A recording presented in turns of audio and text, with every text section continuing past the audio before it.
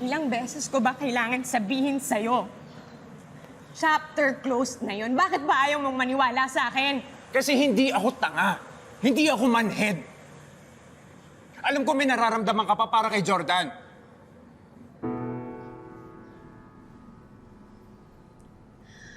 So, ibig sabihin, kapag sinasabi ko sa'yo na wala na akong nararamdaman sa kanya, pakiramdam mo na niloloko lang kita? Yun ba?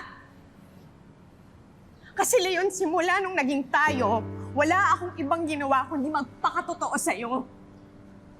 Nung sinagot kita at pumayag ako na magpakasal tayo, wala akong ginawa ni minsan di kita niloko.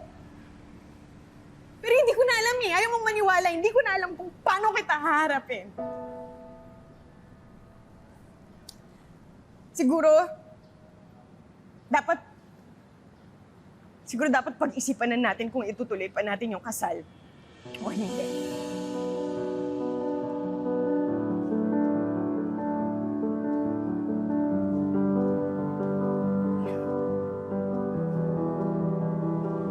Sige na. Tama. Tama na.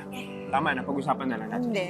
Sige na, pasensya na. Pasensya na kapag problema. Uuwi na lang muna ako kasi baka mamaya may masabi pa tayo sa isa't isa na pagsisisihan natin. Please. Ha? Please, Steve. Huwag na. Uuwi na ako.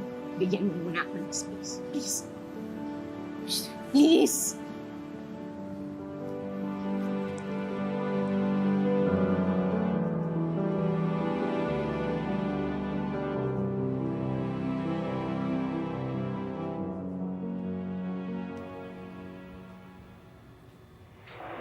Leon, is everything okay? Ayoko muna mag-usap. Huwag na muna kayo. Nag-away ba kayo ni Christy tungkol sa akin? Gusto mo kausapin ko siya? Baka makatulong ako. Di ba huwag ka na makialam sa aming dalawa? Problema namin to. Okay, just tell me if I can be of any help. Sige. Pero gusto ko muna mag-isip eh.